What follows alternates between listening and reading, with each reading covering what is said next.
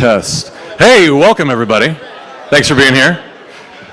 My name's Nathan. Thank you for bearing with me.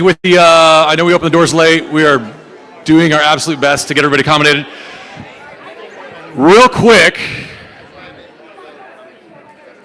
just so you kind of know the flow, we still have about 200 people to pile in. As seats fill, we need standing room only to go down this aisle to this section first, because this is our only main in and out entrance, so that the last remaining few can come on this section.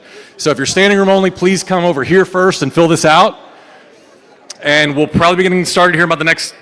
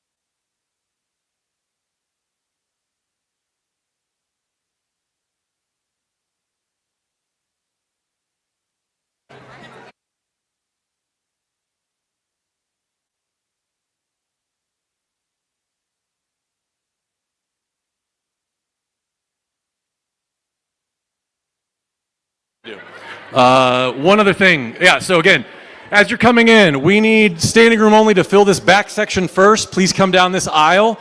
As a community, if we can help people understand that, to come down here, because we're going to have to fill that with our last remaining crowd, just because of flow. Also, if you look around and notice that somebody may need help with ASL interpretation, if they're hard of hearing deaf, we have our section right here.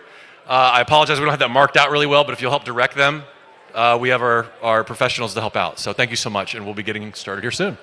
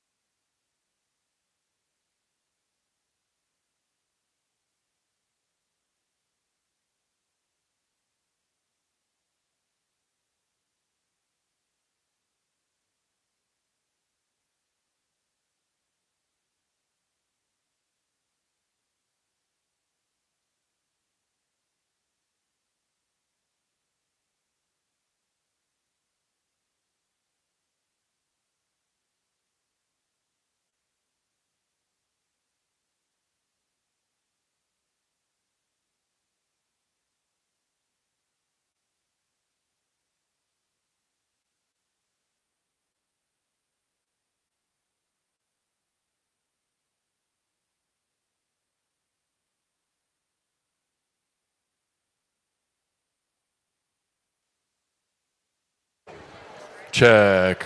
All right. Right about the 5-minute mark. You guys are so wonderful. This is such a great turnout. Thank you for being so present and giving your Sunday. Like it's really appreciated.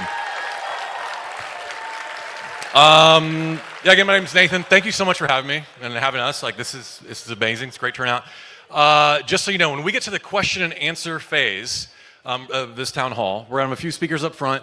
When we get to that, that's really open for who wants to ask questions. Obviously, like there could be a ton. We won't get to everybody. I think we've got 45 minutes to an hour scheduled. There's gonna be 2 of us running around with mics trying to get to people who want to ask questions. So as we hand off to somebody asking, the person who's not handing off the mic will be looking for the next person. So just, flag us down. We're gonna be doing our best. And also, we're not filtering questions. That's really important for us. Because we know this is a concerning time. We have concerns. And I'm also not here to regulate your emotions. Like, we understand. At the same time, we're going to get out of this what we allow us all to get out of it together. So just keep that in mind. And honestly, though, too, thank you for speaking up for our country, for our friends, our family, our loved ones. And thanks for being a great Bakersfield. We love you guys. So we'll be starting here in about the next 5 minutes.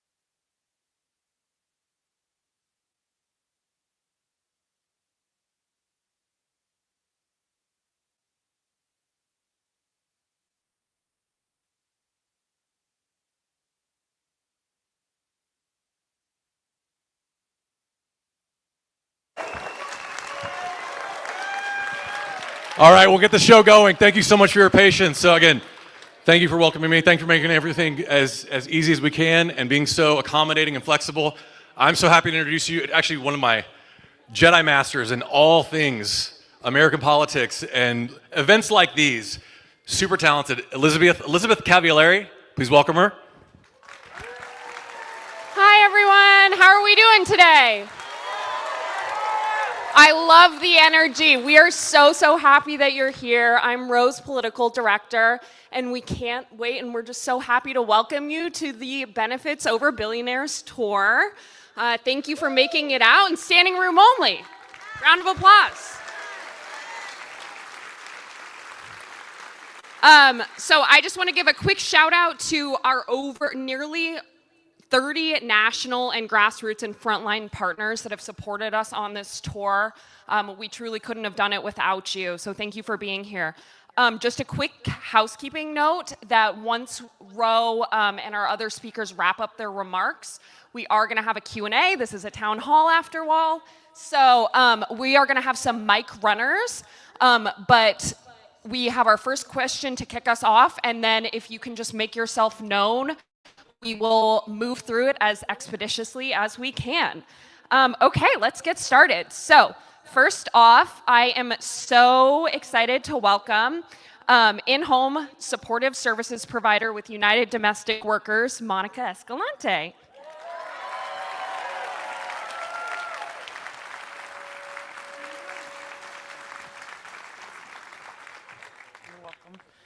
Hi guys, I didn't know I was going to be the first speaker up here, but here I am.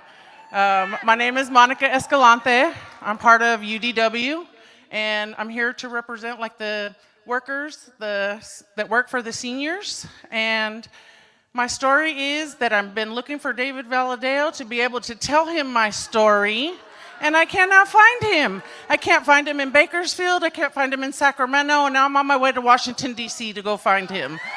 And so, what I'm here to tell him today is that he needs to keep his hands off of the Medicaid program, which is Medi-Cal here in California, for those who do not know. Medicaid is Medi-Cal, and it supports so many of our vulnerable communities that we don't even understand, like how many kids and how many elderly, how many mental disabled children. That's what California stands for. We stand for supporting all of those vulnerable communities. We do not stand for letting our tax dollars go to the billionaires. We do not, let me repeat, we do not stand for our tax dollars going to the billionaires and not leaving our elderly and our children supported. We cannot let our poverty rates go up. We cannot let our seniors be dropped. We are worth it. They are worth it. We are already, the amount of healthcare workers already are over 100,000 in the negative. We need to bring those numbers up. Why? Because we're undervalued, because we're underpaid, but we're still needed. We are definitely needed. We work in the dirtiest community in America. We know that. So our jobs are never ending. We have to go every day. We have to keep a healthy, a safe environment for our community. And we're doing it in the dirtiest god-dang place in America. We know that. So our job is, we need David Valadeo to be on our side, to hear us, to show up. Why is some other congressman here today when you should be? This is your district. This is your county. We need you. We need you to stand up for us. We need you to be here for us. So I'm going to ask you today, David Valadeo, to keep your hands off of Medicaid, Medi-Cal, and stand up for California like we voted you to be. Thank you. Thank you, Monica. Next up, we have disability rights advocate with Disability Voices United, German Cervantes. Everyone, please welcome German. All righty. Greetings, my fellow Americans, and this is German Cervantes. I was once a former intern for Congressman David Valadeo, and again, my name is German Cervantes from Dinuba, California, and today I am here to share with you on how Medicaid has truly changed my life. Not only has Medicaid provided the coverage I need for vital assistance from physical examinations, prescription glasses, and dental cleanings, including having my wisdom teeth removed, braces, both metal and the Invisaligns, things that many people take for granted, and it has given me so much more because of Medicaid. I also receive support from Central Valley Regional Center, and thanks to Medicaid, I have been able to make my own choices, receive independence, and pursue opportunities I always knew that they were always possible. I've had the chance to join a video game design program called Game Gen and be part of a nonprofit called Boredom Busters in Fresno, which has taken me to places I have never dreamed of, like going to New York and going to Live with Kelly and Mark and getting recognized by Colin Farrell and Kelsey Grammer from Frasier. Thank you. Spending Christmas in Hawaii, even going 3 times to Los Angeles and going to the Jennifer Hudson show in Los Angeles 3 times, and even getting the pleasure to meet Jennifer Hudson, talk to Jennifer Hudson, and even getting to hug Jennifer Hudson twice. And then give her my letter too. And as a person with autism, these experiences have shaped my life in ways I never thought were possible. Medicaid isn't just a program for me, but it's also a lifetime for us, allowing us to live a life with purpose, opportunities, as you guys say it, the pursuit of happiness. And thank you. Yes. Congressman David Valadao, when you are in Washington, D.C., fight for us and convince Congress to increase the funding and upgrade the resources for Medicaid, and so people like us can receive life-changing services we rely on, from physical examinations, prescription glasses, dental cleanings, including wisdom teeth remove, braces, both metal and Invisaligns, and the independence to live our lives on our own terms. Thank you. Yes. Thank you. Without Medicaid, we wouldn't be where we are today. So please, Congressman David Valadao, as your former intern, upgrade our resources, upgrade our Medicaid with extra funding and extra resources. Thank you from our fellow Americans in the United States of America, German Cervantes from Dinuba, California.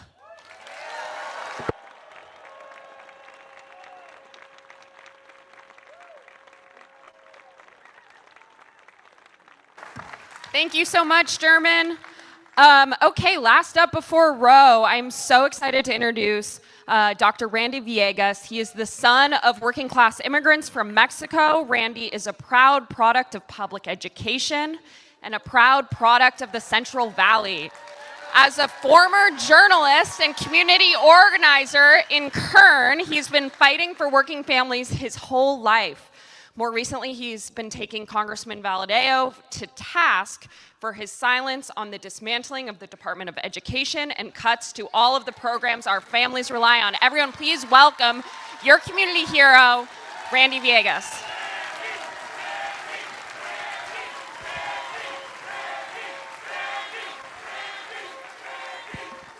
How are we doing, Central Valley?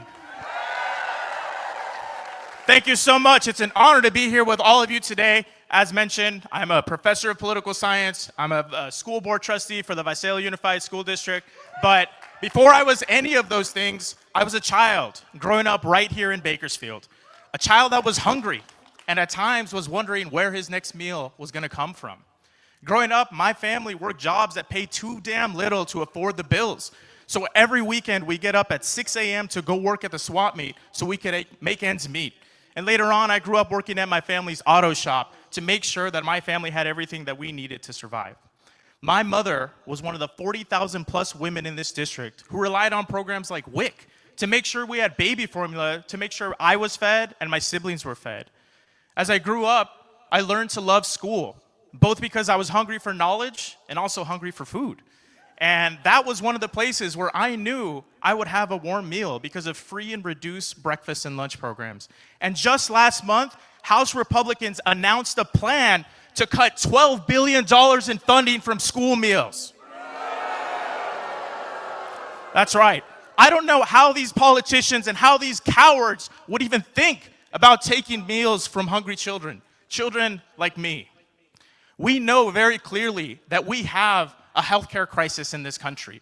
I want you to raise your hand if you or someone you love relies on programs like Medicaid, SNAP, or WIC. Look at all these hands. I want you to keep raising your hand, or raise your hand if you or a loved one has had to not go to the doctor or the hospital because you were afraid that you couldn't afford it. Look around you.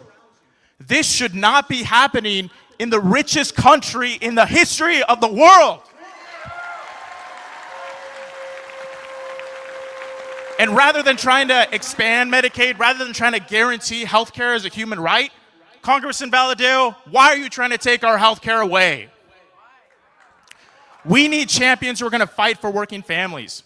2 out of every 3 bankruptcies in the United States are tied to medical debt. Let me say that again. 2 out of every 3 bankruptcies in the United States are tied to medical debt. That doesn't happen in other countries around the world, and it shouldn't be happening here. And these Republicans want to cut $880 billion from Medicaid, from SNAP, for WIC.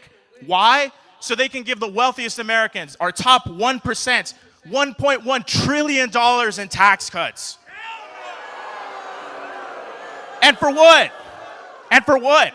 So that Elon Musk or Jeff Bezos or Mark Zuckerberg can go buy another private island or a yacht? These are billionaires that don't give a shit about how much our eggs cost in grocery stores right now.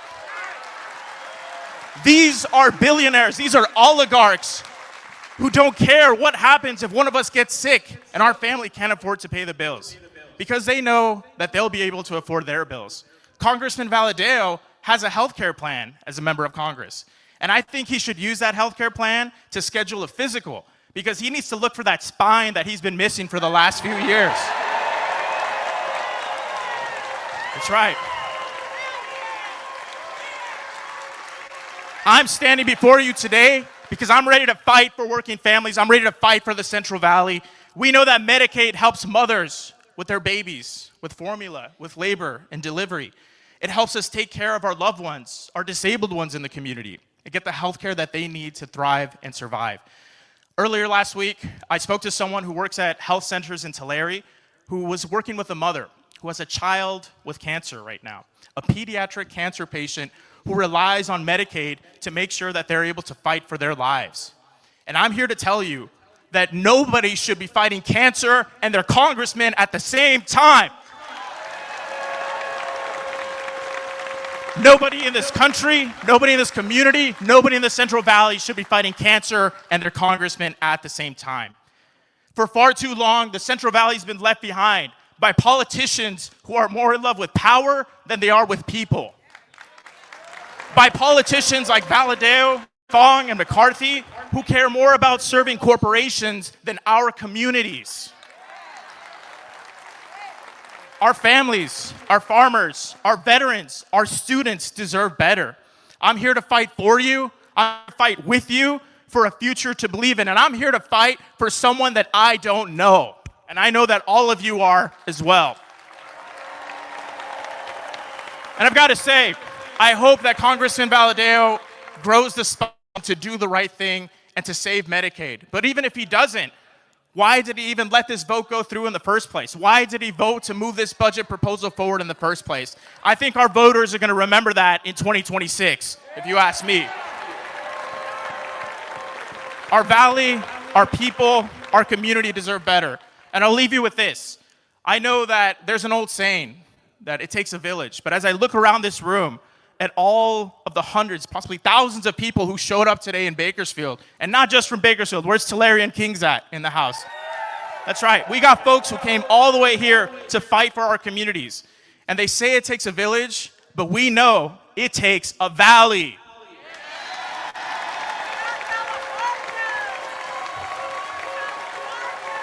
That's right. I want to thank you all for being here with me today. As a son of immigrants, I know it means so much to have my family here, to have folks around me in this room that I would not be here without today, and I would not be here without Medicaid, without WIC, without free school lunch programs. And I know that my story is not unique. It's the story of the Central Valley. And there's hundreds of stories to be told. But we have too much poverty, too much talent that is trapped in poverty right now. And that's why we need to make sure we're offering those futures to our students. That's why we need fighters in Congress. And that's why I want to thank you all for being here today.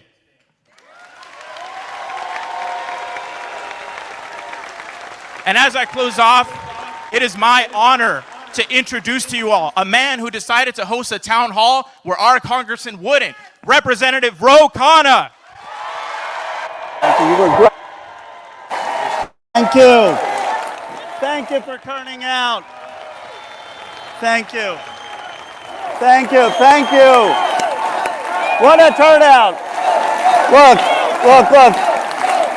I want to just say, the applause is not for me, it's for all of you. You're patriots. Give yourselves a round of applause for turning out. I didn't know, they told me Randy was loved around here. I didn't know you were that good, huh? I mean, you're the type of guy who would make a pretty good congressman, if you ask me.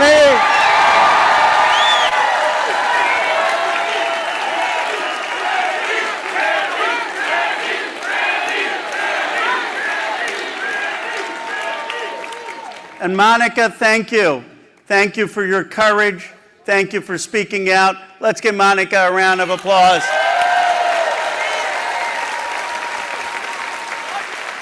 And where did German go? What an eloquent young man. German, thank you.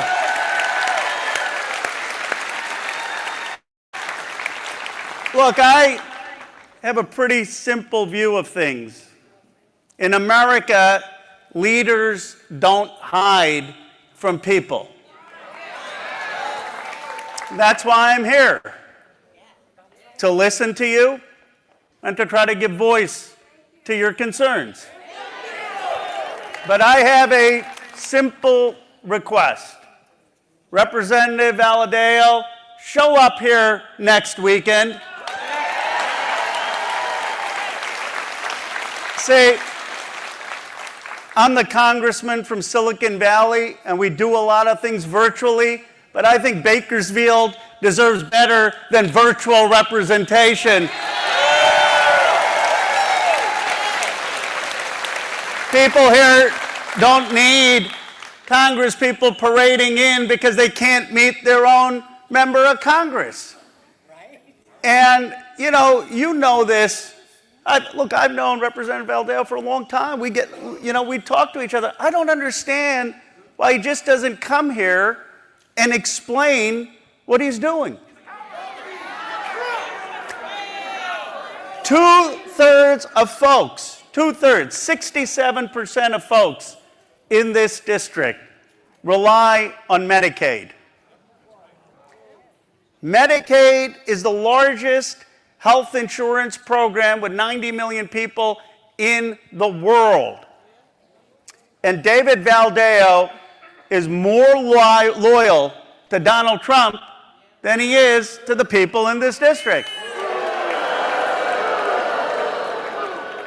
I mean, the reality is, he voted to cut $880 billion of funding in Medicaid. Why? To give tax breaks to the top 1% and billionaires. And he doesn't have the guts to explain why he did that. Now look, I'm not here just for the politics of it.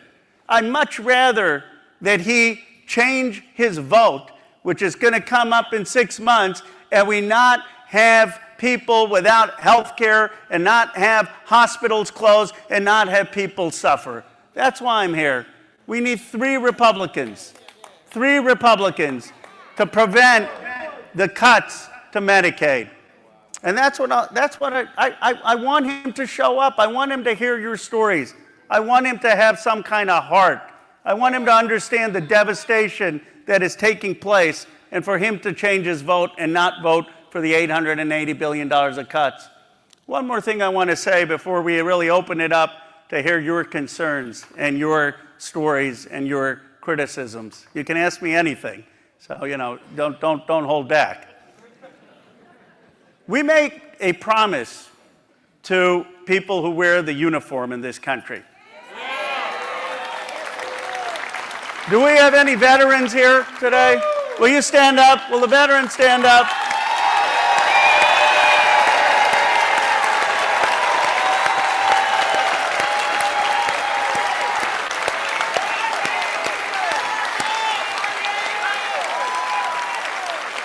See, here's the promise that we make. If you wear the country's uniform, and you go to Iraq or you go to Afghanistan and you risk your life, when you come back, we will treat you with dignity and respect.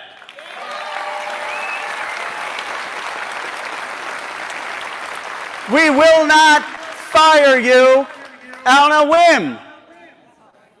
1/3 of people who are federal employees are veterans. And here's what I want to know. What right does Donald Trump have, who never wore the nation's uniform? What right does Elon Musk have, who never wore the nation's uniform, to say that our veterans are unqualified and fire our veterans?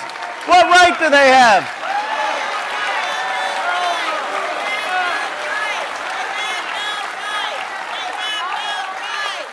It is the biggest betrayal of people who risk their lives for this country, and I will not stand for it, and neither should you.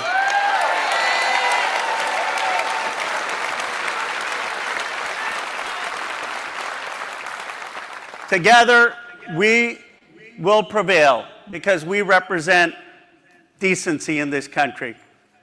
We represent a vision that you respect veterans. We represent a vision that people should have health care. We represent a vision that it's fine to make wealth, but you don't have greed, that you want tax breaks on top of making billions so that people don't have education or health care. We have the values that built this country. We just need to show up, speak out, and go across this country. And speaking up for the unions that built the middle class, I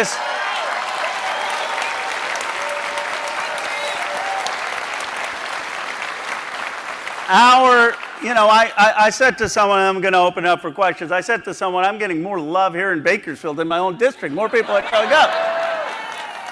And that gives me hope. That gives me hope. Because this is happening across the country, it's across our state. Americans, look, we fought a revolution. I was flabbergasted. Donald Trump was saying, let's go become part of the British Commonwealth again. I said, we fought a revolution in this country.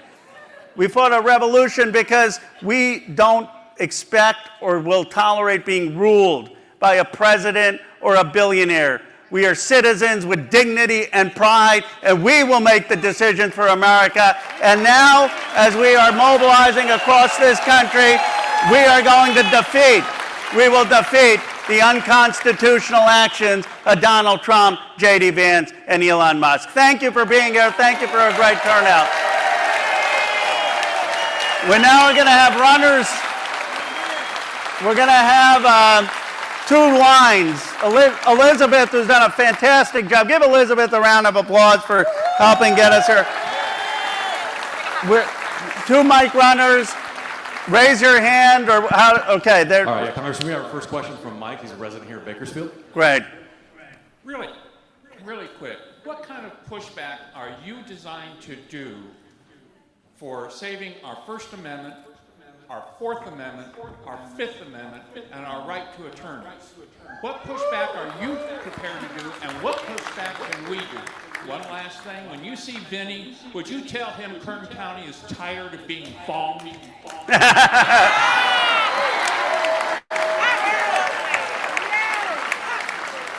Well, I appreciate your bringing this up in terms of the First Amendment and the Fourth Amendment and the Fifth Amendment. Let me give you 3 things which I was horrified about. Look, no one has a problem if someone is convicted of a crime to be deported. But let's make sure we know that the person was convicted in the first place. People, the idea that we are not going to give folks due process and not even know whether they have participated in a crime is the most un-American thing. That's right. And then we had this law firm. I don't know how many people read about Davis Polk. I'm a fancy law firm. I said, you make $6 million a year per partner profits? Did they not teach you in law school to stand up for the First Amendment? We got to put our values and our principles over our money and monetary needs. The reality is they basically went to Donald Trump and said to him, bent the knee, said, we're not going to stand up for people who are representing folks who are critical of the administration. That's not how we're going to defeat Trump. So what do we need? What am I going to do? Well, one, I'm going to stand up very clearly, whether it's popular or not, for our Constitution, for our First Amendment, and even for our immigrants having free speech and due process.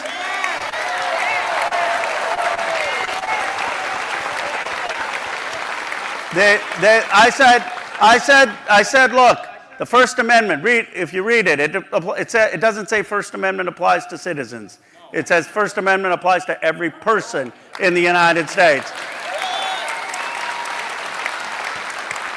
And if we are indifferent when Donald Trump comes after the trans community, if we are indifferent when he comes after the LGBTQ community, if we are indifferent when he comes after the Venezuelan community, when he comes after the Muslim community, when he comes after women, then soon he will come after us. We need to stand for principle in this country.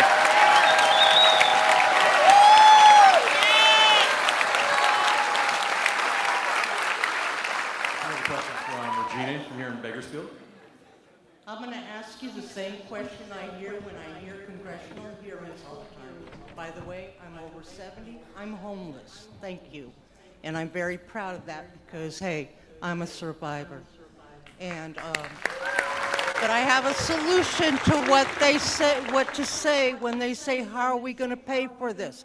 Hello, how many years have we paid subsidies to the oil company? And are we paying out at the pumps? Yes. How many times have we did subsidies to the pharmaceutical department? Hey, stop these subsidies. And people, you can complain, you can write letters, but I'm going to tell you right now, for every letter that you write, they're getting hundreds of dollars out of the lobbyists. So it's like they're looking for their paycheck or their supplement, their subsidies. We want ours. Thank you, man. Thank you. Thank you for speaking out and your courage. Stay here. Stay here. Let's give her a round of applause. Look, you're absolutely right. You've done your homework. We give $17 billion of subsidies to big oil. Is Elon Musk touching those subsidies? No. We give subsidies to big pharma, are fleecing the American people in Medicaid. Are they going after that? No. Are they going after the defense contractors with over $1 trillion budget? No. And yet, what do they want to cut? They want to cut health care from working families, from people who have to work for a living. And by the way, you ask, how are we going to pay for these things? It's not just that we can go after these subsidies. Look, I represent a district in Silicon Valley. You probably heard of it, Apple, Google, NVIDIA, all those companies.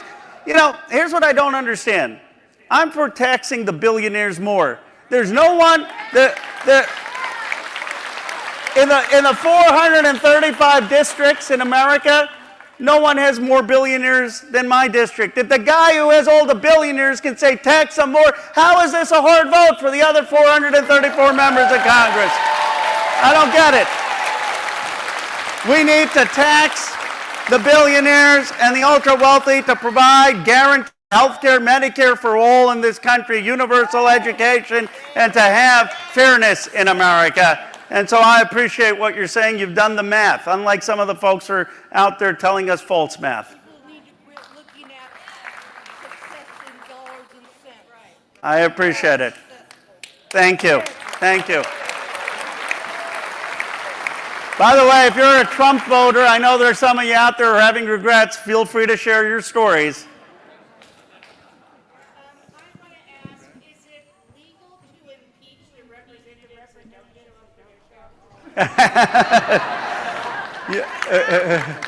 You know, I don't know how they did it, but somehow, coincidentally, Congress basically made a law that you can't impeach members of Congress.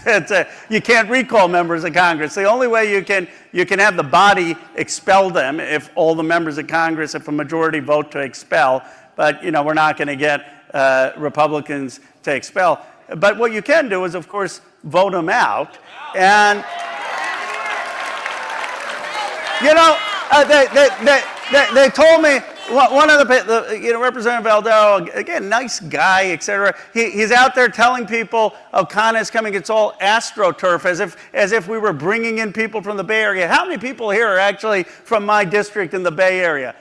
How many people live in Valadeo's district who are here today? You know, I mean, you see that he needs to understand that these are his constituents that are upset. We had over 1,000 RSVPs in 2 weeks. And, you know, my point to him is show up or you're not going to win your next election. So what you can do is just let people know the facts. Because I think most people don't know that Donald Trump's budget that Valadeo voted for cuts Medicaid by $880 billion, provides tax breaks to the billionaires. Of the tax breaks, 83% go to the top 1%. And it adds to the deficit at the same time, $28.5 trillion to the deficit. We just have to get the facts out. And I appreciate you being here. Did you have a follow-up? Can we do something sooner? I came from Fresno to appreciate. Thank you. Do we have a mic here, a mic runner?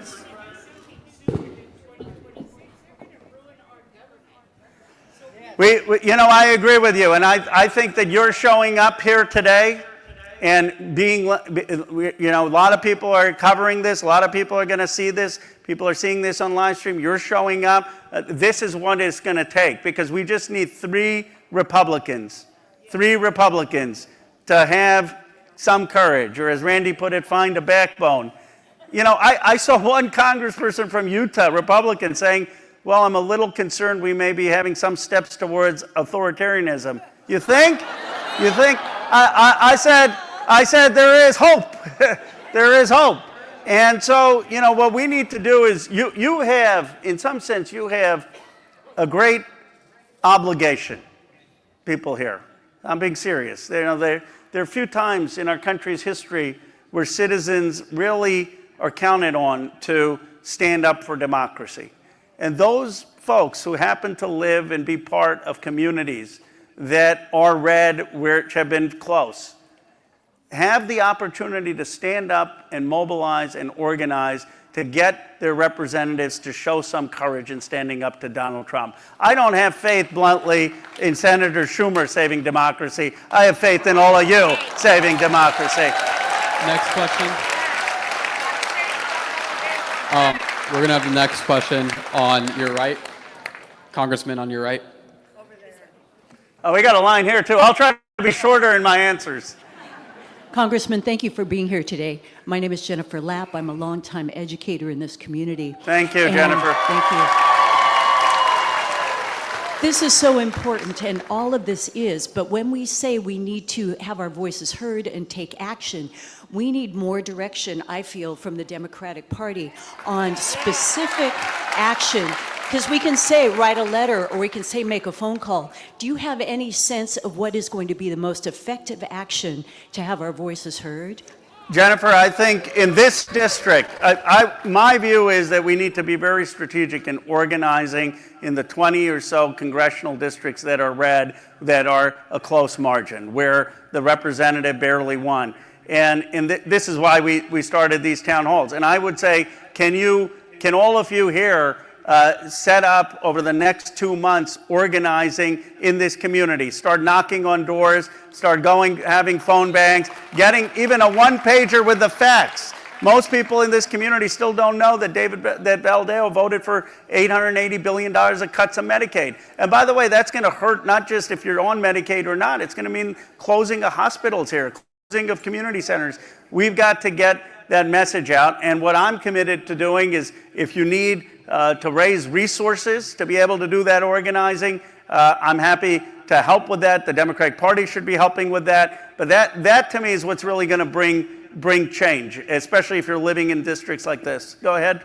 I would agree. And so many people are working and just barely making it happen that unless there, I feel, unless there are some specific actions, you people today make this phone call, you people today go knock on doors. We need really specific instead of the general, because many people, they don't have the luxury of the extra time, but they'll make the time if it's targeted action. I love that idea, Jennifer, because the same zeal that we had to try to make Vice President Harris president, the same zeal that we are going to have in 2026 to try to make Hakeem Jeffries speaker, we need that organizing today to save Medicaid and to save our democracy. And I'm going to talk to Ken Martin, the DNC chair, to say, how can we start to run organizing campaigns, not in 2026, but now, that knock on doors and have phone calls to be doing this. Thank you. And Congressman, we had a question from Tony here in Bakersfield. How you doing, Congressman? Hi, Tony. I appreciate your work. Thank you, Tony. Speaking of these ideas, I don't know you know Keith Olbermann. I listened to his podcast. Yeah.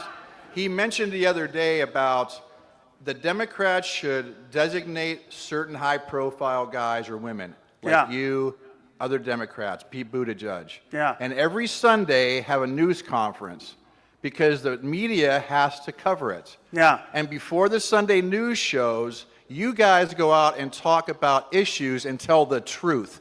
Because all Trump does and all his people do is lie the whole time they're on television. Right. If you repeat the lie long enough, people believe it. But if you repeat the truth long enough, people will believe it. So speaking of the DNC, how are you guys? I think that's an excellent idea. Every Sunday, and then you pound that topic all week long, like the Republicans pound lies and BS all day long. Tony, I couldn't. We need your voice out there too. I mean, look, I couldn't agree with you more. You know, I go, Pete Buttigieg goes on Fox News. They said, why are you going on Fox News? We got to be out there everywhere. But one of the things that we need to do is coordinate. I mean, this morning I was on Dana Bash pointing out that came after the Secretary of Education.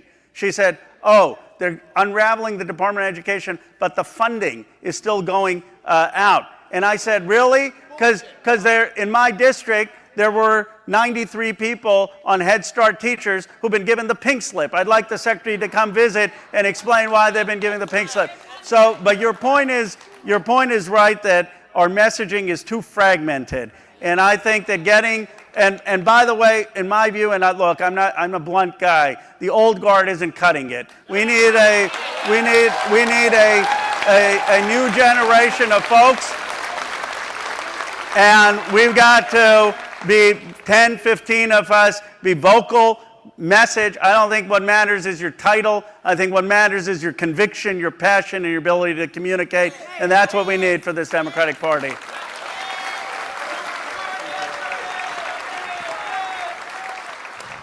Thank you for being here. Thank my you. My name is Susan Garcia, and I'm actually from the 31st District, but I'm here visiting a friend. And Thank you, took Susan, for advantage. being here. I just have one question. When are you going to subpoena Elon Musk to speak before Congress? We tried. We tried. He needs to be subpoenaed. We tried. The Republicans didn't vote for it. We're going to try again. But here's why he should come before Congress and be subpoenaed, but also show up. Here's what I've said. I said, Elon, if you're so convinced that you have good ideas, if you're so convinced that you are doing something efficient, why are you hiding from the American people? Come explain your ideas. You know, if you got some brilliant plan, come show it to the Congress. Why are you afraid of the Congress? So we need to make sure that we subpoena him, but we need to continue to put the pressure on him to be transparent with the country.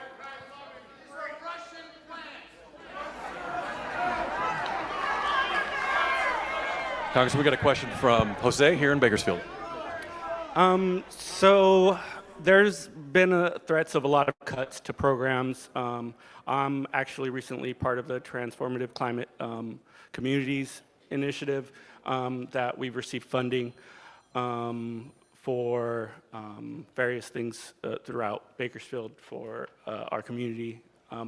But things that aren't threatening to be cut is NASA, and unfortunately we have SpaceX that is infiltrating NASA, and I know Nazis in NASA is nothing new, but I wonder how we can push back, because it's a generational change that they're infiltrating our public space program, and how do you plan to push back on that? Well, unfortunately,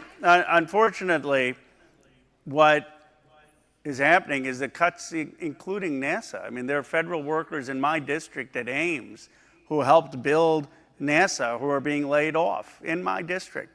I mean, this is what is just so disheartening about what they're doing. It's not just, you'll often have the Republicans, they're going to have this philosophy. Same philosophy, by the way, they had with Herbert Hoover and Andrew Mellon. I was reading this Andrew Mellon's quote back in 1920s. He was Hoover's Treasury Secretary. He said, liquidate labor, liquidate the stocks, liquidate farmers, liquidate real estate. You know why? Because the people who are working and getting these government benefits, he called them incompetent, and that enterprising people would take over. It's the same story we're seeing today. And guess what Hoover did? There were the Hoovervilles and the Great Depression. And guess what Trump and Musk are doing? The same thing. Economy is slowing. Inflation is going up. The market is crashing. So they have this view. But what is so sad is, in addition to cutting working class health care, they're actually cutting science. They're cutting technology. Barack Obama gave Elon the loan to build Tesla. Barack Obama gave Elon the contracts to start SpaceX, and they are cutting the very public funding that built this country. What we need in America, what we so desperately need in America, is to come to understand that the government is a force for good. And we need more Democrats willing to stand for that. It is the government, look, I'm a guy who believes that we should build manufacturing. But let me tell you something. Tariffs protect manufacturing that's already there. It doesn't build new manufacturing. You got to actually have government investment, government procurement. So to your point and your question, what we need to do, first of all, is have transparency. So Musk isn't making decisions on SpaceX and places he has a conflict of interest, which is why he needs to come to Congress. But what we also need to do is actually talk about funding our science institutions, our technology institutions, our research universities, and not listening to them dismantle all of the things that actually did make America great.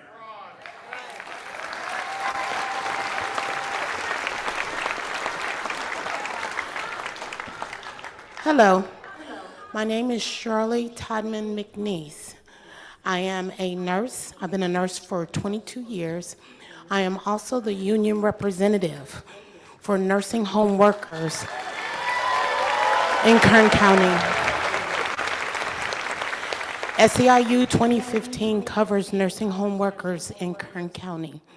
My concern, the majority of the funding for nursing home residents is Medicaid.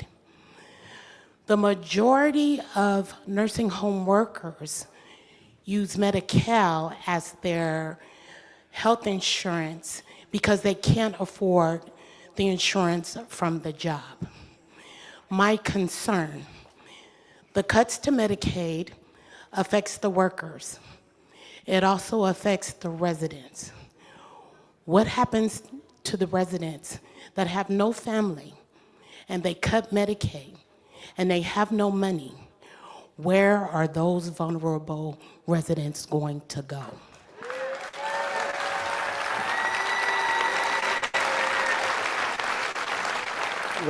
We need to speak plainly.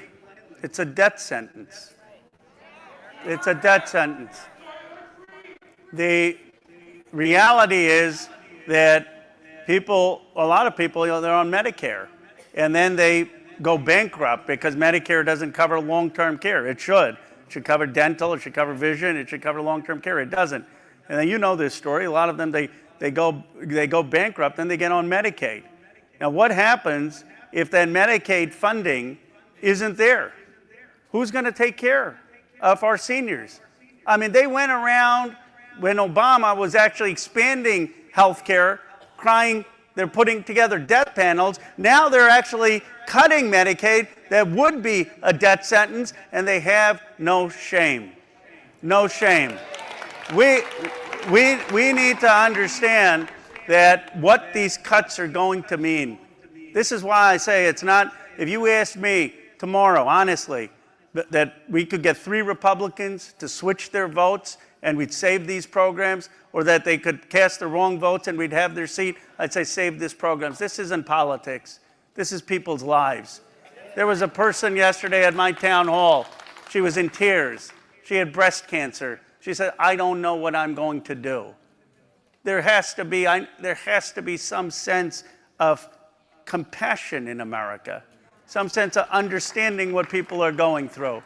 That's why I'm here. That's why we're organizing. It's to save these programs that mean life or death for so many. So thank you for what you're doing. Congressman, we have a question from Kathy here in Bakersfield. Hi, my name is Kathy, and I'm one of those famous cat ladies. So my question to you is, we have approximately, don't quote me, 132, 137 cases in litigation with the unconstitutional, illegal executive orders. Anybody over the age of 7 would realize those are unconstitutional and illegal executive orders. So we have the courts that are blocking those unconstitutional orders. But we have a complete non-compliance from the Republican Party. We have a presentation to the public of the evil judges and the evil laws and the poor, poor president. We have a U.S. Supreme Court that's pretty iffy at this point. But I cannot imagine that they would go that far down the rabbit hole that they no longer have a position to work, because that is their job, to be our final say in our judicial branch. So what hope can you give us that these executive orders and these blocks will be, or his blocks will be lifted so that people can get their services? I decided on just November 6th that I was not going to participate in the tariffs. I pulled out what little money I had and I bought a freezer. And then I made it my goal to go to every single food bank every single day and fill that freezer and talk to people who are extremely poor, who have no idea what they voted for, and take that food and make more food baskets so I can talk to them and feed them, so I have their attention and I can feed them. This is why there is no food at the food bank. I need to know what to do next. I need to know what we can do to motivate the courts. I need to know what we can do to back the Supreme Court in upholding the law. I so appreciate what you're doing, because I say often this is the difference between Democrats, that, you know, there may be people who voted for Trump, they may be hurting. We don't go to them with any sense of anger. We go to them to say we're going to do the right thing, because the way we win is to appeal to the decency, goodness, and kindness of this country, what you're doing. And that's what marks us and what the country is desperate for. But look, you referenced the most unpopular vice president in American history, according to a poll, J.D. Vance, his comments on a cat lady. Let me tell you what else he said. He said, if the Supreme Court rules, the president should say, you've ruled, now try to enforce it. He's basically encouraging the president to defy the Supreme Court. He has said that universities are the enemy. I mean, John F. Kennedy said there are no more beautiful things on earth than universities. J.D. Vance is calling them the enemy. I couldn't believe that I'm actually thinking that John Roberts is our hope for American democracy. But at least he came out and spoke out against the threats to impeach these judges for holding up the law. But here is what I think that people in Congress need to do. People in Congress cannot just say, when they take some Columbia student and detain them without due process, and then they ask a member of Congress, what do you think? You say, well, the price of eggs are going up. No, have the guts have the guts to stand up for the Constitution, for due process, for the rule of law, and we need to find our voice in standing up for our democracy. And we need to be doing that in every district in this country. So I appreciate what you're saying, and the way we push back is by calling them out for what they're doing and understanding that the American people believe in the Constitution and separation of powers. And thank you for going and doing the food banks. It's very, very kind of you. Hello, thank you so much for being here. Thank you, ma'am. My name is Betty Flint. I'm a retired elementary school teacher who's still teaching. Wow. And what do you teach? I teach a standard elementary school. That's TK. great. All right. So my question for you is, do you or your cohorts have a plan for revamping our educational system so that when our kids graduate from high school, they are all literate? Well, let me tell you two things on the educational system. Anytime they tell you it's not about money, it's about money. You know, in my own district, I got one district that has $30,000 a year spent on a student, another district that has $16,000 spent on a year per student. We need to equalize the funding so that school districts are getting the funding to hire teachers and provide education. The other thing I'll tell you, I'm representing Silicon Valley and being in the place of AI and technology, we are doing our students an extraordinary disservice if they don't have a basic technology course from kindergarten on. They don't all have to go become computer programmers. They can become a plumber, electrician, retail sales, a nurse, but they have to understand technology, and we need to be doing that. And then we need to understand that we need to be paying our teachers more in providing affordable education, housing for our teachers. We know what needs to be done. Unfortunately, instead, this president is dismantling the Department of Education. I said, yeah, and I'll make this point, that if you just cared about American power, and I believe there's far more to care than just power, you have to care about justice and fairness, but if you just cared about power, the way you build America's strength in the 21st century is not by conquering Canada, it's not by conquering Panama. The Chinese are laughing at us. The way you build America's strength is by educating our young people. How this president thinks that the answer is to dismantle the Department of Education, it's not just morally wrong, it's moronic. A question from David here in Bakersfield. Hi, Ro. Thanks for coming out. I was going to ask, our leaders have done some serious damage to the party, and people are saying that it is corporate, captured, controlled opposition, that we can't change it from within, and they'll never let us have a presidential nominee like Bernie Sanders, because it's rigged. So what do you think of Bernie's recent comments, his statement about progressives running as independents outside of the Democratic Party? Well, look, I co-chaired Bernie's campaign in 2020, so I'm a big Bernie Sanders fan. And I'm all for people running in whatever party they want. It's a democracy. If you want to run as a Green Party, if you want to run as an independent, if you want to run as a Republican, a Democrat, I'm not there to tell you what party you should you can run for them. But here's what I will say about the Democratic Party. We are the party that got the 40-hour work week. We are the party that got overtime pay. We are the party that got Social Security. We are the party that got Medicare. We are the party that got Medicaid. We are the party that funded public schools. We are the party that fought and got civil rights and voting rights. We are the party that got the Immigration Reform Act of '65 so my parents could come here. We are the party of FDR and John F. Kennedy and Barack Obama. And if the party is letting us down, it's time to rebuild the party and understand what this party has achieved for America.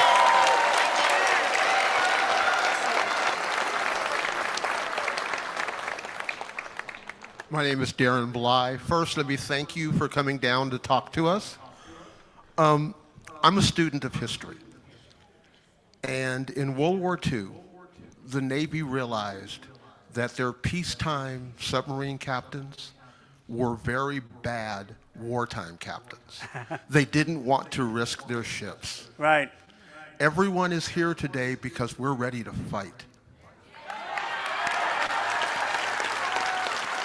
When is the Democratic Party going to set aside its peacetime leaders and bring up some wartime leaders? Because that's what we need.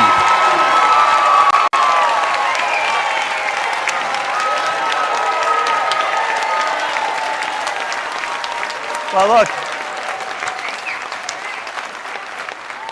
you got the loudest applause here. I agree with you. I mean, I've said that the old guard needs to step aside. There's a new generation, and it's not personal.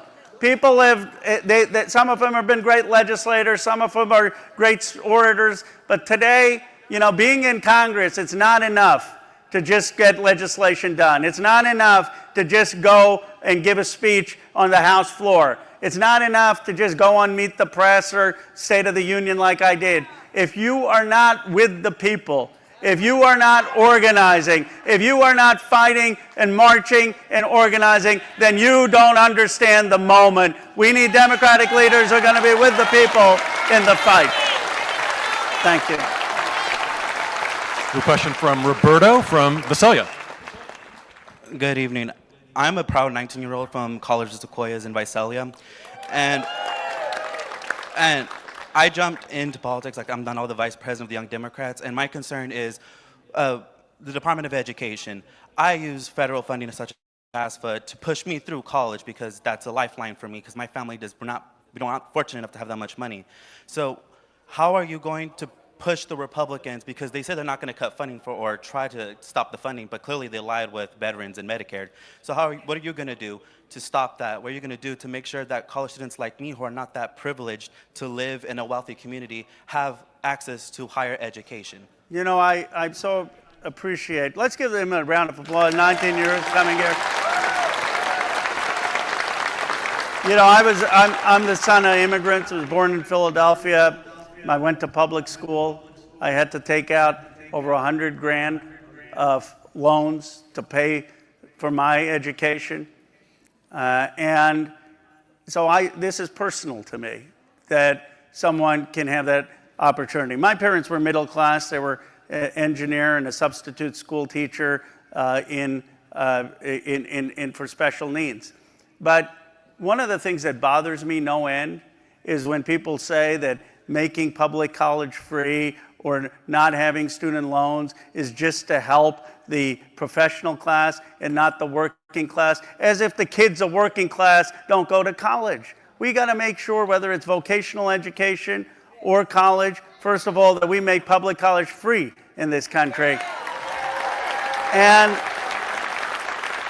we have the tax, it would cost $50 to $60 billion to do it, so that you don't have to go into debt. But what we need to do now, in terms of Secretary McMahon, who's saying, oh, it's just going to be in the Treasury Department, it's going to be paid somewhere else, is we need to make sure that we aren't just taking that at face value. She needs to be subpoenaed in front of the Congress. She needs to explain where this funding is actually going to go. And we need to be out there. We need to be out there with students, and we need to be telling the stories of people like you and the damage it's going to do, and the damage it's going to do to our country. If we're not investing in education. So thank you for being out here, and thank you for speaking.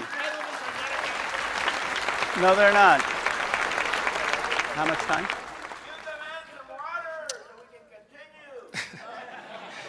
Hi, thank you. My name is Johnny Olagas. I'm a small business owner. I've lived here in Bakersfield my entire life, basically. So my name is Johnny Olagas, and I'm small business owner at Bakersfield my entire life. Years ago, Democrats had majority control and the presidency, and even they failed to represent us.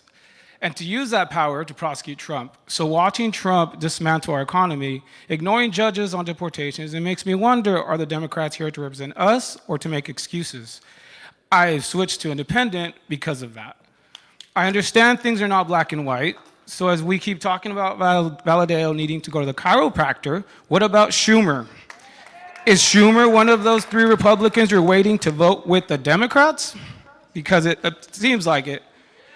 Also, earlier someone asked, what can you do as a congressman to push back or fight the craziness? And I didn't hear an answer. So can we get 3 bullet points that Congress can, like something, like what actions can you take?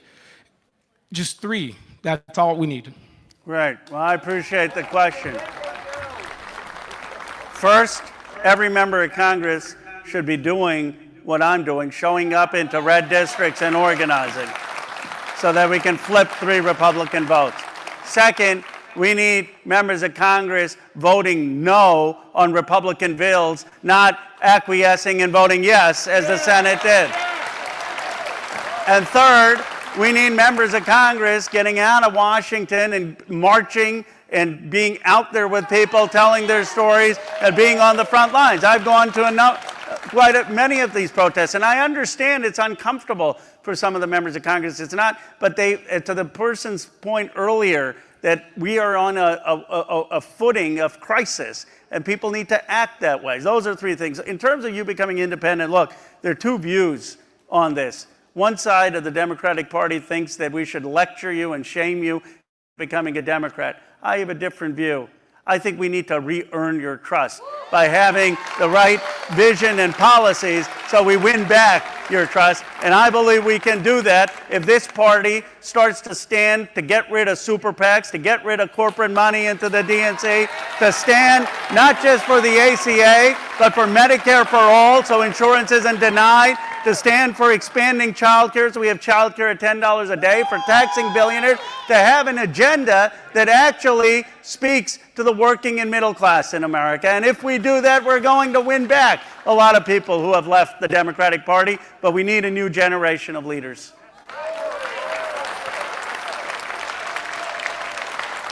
Question from Isla from Visalia. Hi, my name is Isla Osterk. I'm from Visalia. I go to the College of the Sequoias, a community college in New York City.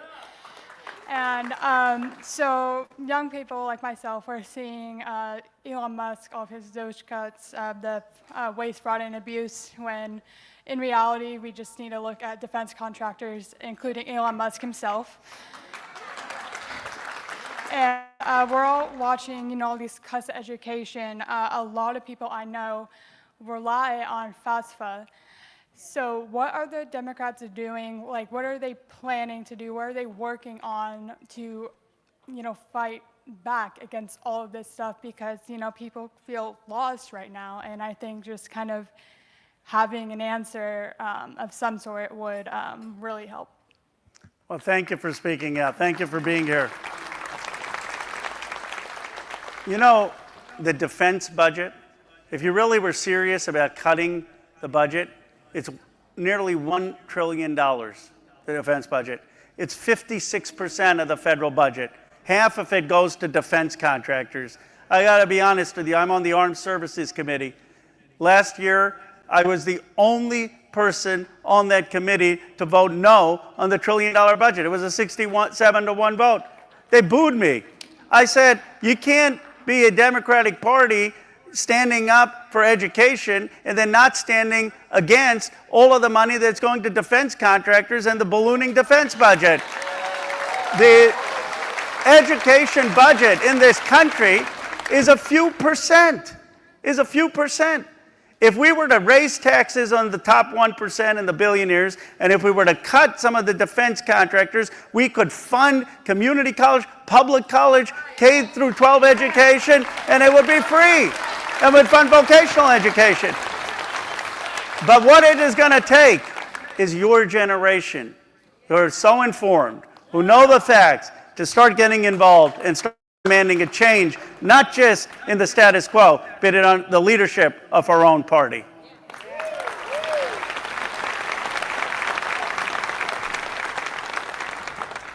Hi, my name is Roxanne. Not much of a public speaker, so I'll try and make this brief. You're doing great. Sorry. I wanted to say thank you for coming. I have the misfortune of living in Vince Vong's district. I live in Taft. I came over here. My friend brought me. We got 2 for the price of 1. He's not showing up either. And I'm glad you're here to see us and talk to us because he's not, considering he didn't really earn his seat as a rep. It was given him. So no wonder he's in Washington riding the side and hang out with, be on the side of the other Nepo babies. Trump and Musk. So my question is, I work in the mental health and healthcare field in a different office, and I consider my patients to be my family by extension. I'm just wondering, what safeguards would you be working towards putting in place since the guy who is in charge of HHS is wanting to demonize and eliminate, programs and so forth that would, care for mental health? I'm like, we can't trust a guy who self-medicated his ADHD with a heroin addiction. So what are the Democrats' plans to safeguard mental health care? Because this is a big concern for, a lot of people in the Central Valley. Well, thank you for what you're doing. Thank you for what you're doing. It has been such a challenge, mental health and well-being for our country. We've been through a lot. We went through the Great Recession where people lost their homes. We went through COVID. We've gone through the stress where so many people can't afford rent, can't afford to buy a house, where the American dream for the first time seems slipping away, where people think that their kids aren't going to do as well as them. There's a lot of stress that people are under.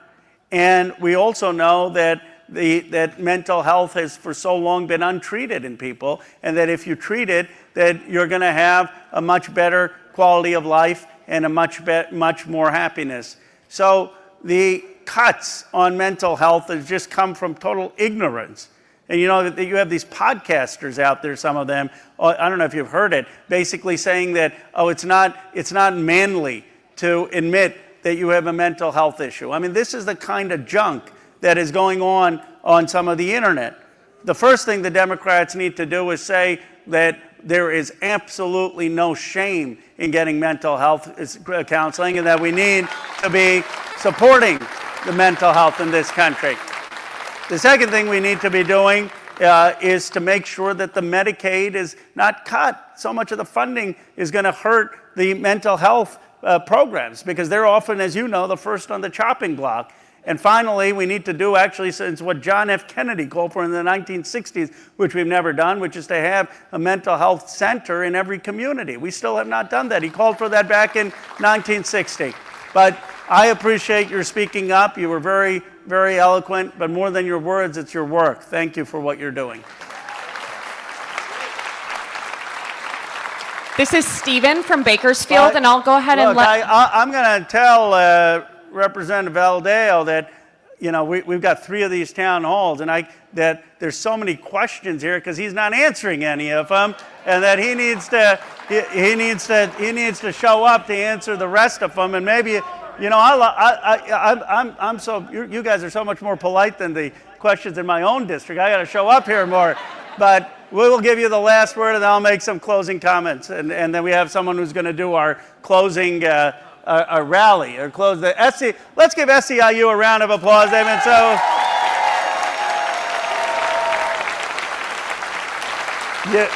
We're going to give our leader on SEIU the last word after I answer the gentleman's question, and he's going to have very specific instructions for what we all can do. Sir. Hi, and thank you, by the way, for being here today and answering our questions. I just wanted to say that I've watched Donald Trump steal, lie, cheat, and rape his way through life and into the hearts of all of the evangelicals in the country, and they won. So they won, and they won the House, they won the Senate, and they won the presidency. With that message, we lost. So do we have bad messaging? Should we hire some of the people that are messaging for them? Should we consider maybe a different way of speaking to people that gets to what an average American understands? I mean, I listen to some of the representatives in the Senate speak on different programs, and honest to God, I got to pull out a dictionary to figure out half of the words they say. So it's too much. You know, it's over-educated and it doesn't connect with the people. I've never met a Republican that didn't love a huge tax break and hate giveaways to people that are underserved in our communities. And the reason is because they don't think it's deserved. They think we're all sitting around on our couches eating Cocoa Puffs while they're pulling their bootstraps up and they're going to work. Well, more of them are on these programs than us, right? I mean, that's a fact. So all of the things that you said are true about the Democratic, or about the Democrats, all the things that they did. But the problem is that when you have a Democrat in office, like Joe Biden and like Obama, they don't run for the whole 4 years like Republicans do. They don't sign the checks that are sent out that they got the funds approved for. They let Donald Trump do it. So everybody thinks Donald Trump is giving them all this money from COVID, when really it's because Nancy Pelosi got that money approved.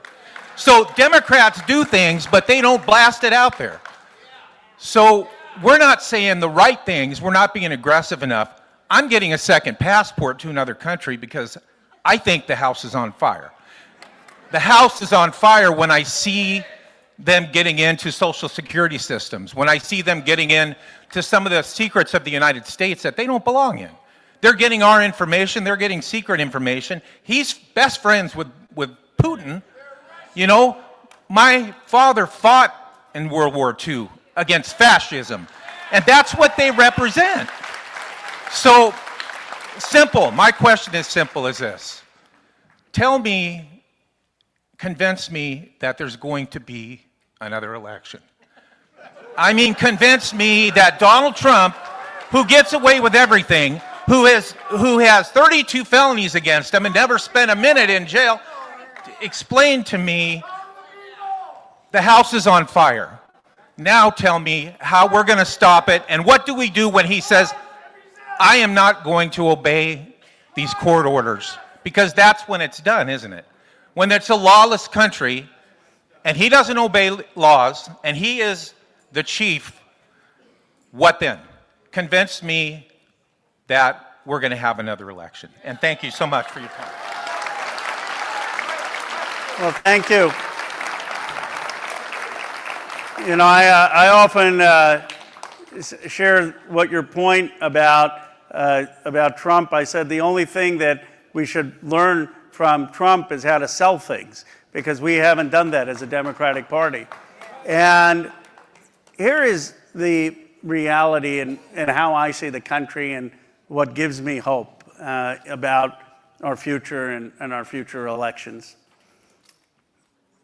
People are really upset about what's going on in America. There's an anger brewing, not just you know, the inflation that was taking place under Joe Biden, but for 50 years in this country, 50 years, we saw corporations offshore jobs to the cheapest wages. We saw the decline of unions. We went from 53rd in income inequality around the world to 128th. Folks aren't able to afford their rent, afford childcare. They're going into medical debt. So many people are living paycheck by paycheck. They see districts like mine, the 401ks, they don't have the retirement. They see districts like mine, they see all that wealth, $12 trillion in Silicon Valley, all this money in New York, and they say, what happened to us? What happened to us? And well, you know, yeah, Trump, but it was before Trump. This has been going on for 50 years. This has been going on for 50 years in this country. And one of the things we need to do, it's money in politics. It's policies that allowed the offshoring of steel, of aluminum, of industry, not building things. It's a policy that gave tax breaks to the wealthy, that did not invest and make sure that we had health care for all, that we had child care for all, that we had education funding in this country. This has been going on for 50 years. And so what do people do? What do? They just vote every time for change. And they don't even think about whether that change is going to improve their lives. Now, Democrats, I think, and people in this room, I think we have to do two things. We need to first acknowledge that people are right to be upset at the status quo. They're right to say that 50 years of policies in this country has not worked.